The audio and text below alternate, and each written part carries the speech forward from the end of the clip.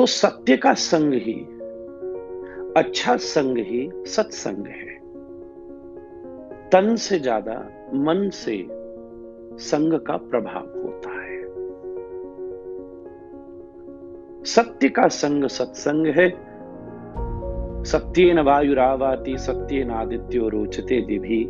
परमात्मा सत्य है, श्री कृष्ण सत्य हैं, तो श्री कृष्ण का संग ही सत्संग है। अब सत्संग का प्रसाद क्या है?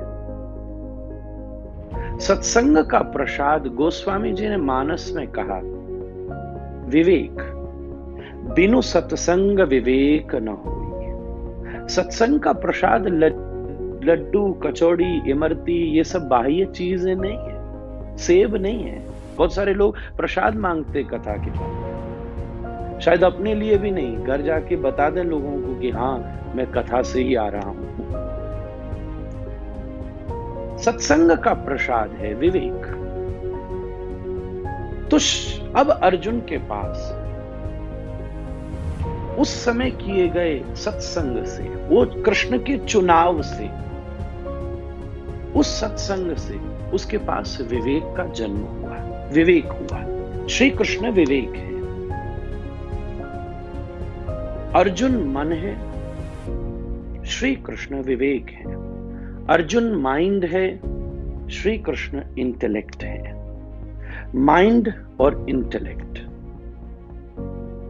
इंटेलेक्ट को बहुत सारे लोग बुद्धि के शब्द से भी समझेंगे, पर मैं विवेक शब्द पसंद करता हूं।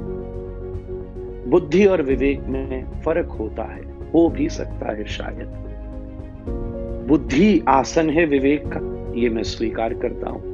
दोनों के फर्क को छोटे में समझाऊं तो एक बार 4 मित्र थे जिसमें 3 बड़े बुद्धिमान थे, चौथा ट्रेडिशनली बुद्धिमान नहीं था पर विवेकवान बहुत था।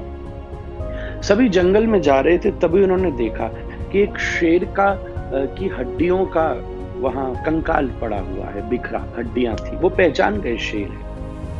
तो सब लोगों को लगा हम अपनी बुद्धिमानी दिखाएं, तो पहले मित्र ने उस हड्डियों को इकट्ठा करके उसका शेर की आकृति का कंकाल बना दिया। दूसरे मित्र ने उसके ऊपर मांस रक्त मज्जा चढ़ा दी। अब तीसरा मित्र अपनी बुद्धिमानी दिखाने के लिए बोला मैं इसमें प्राणों का संचार करूं। तभी चौथा, जिसे वो सब मूर्ख मानते थे, उसने कहा इसमें तुम प्राणों का संचार कर दोगे तो ये तुम्हें ही मार के खा जाएगा। उन सबों ने मानी नहीं बात, तो वो दौड़ करके पेड़ के ऊपर चढ़ गया और जब उसमें प्राणों का संचार किया तो वास्तव में उसने उन तीनों को खा लिया, तीनों को खा लिया और वो बच गया।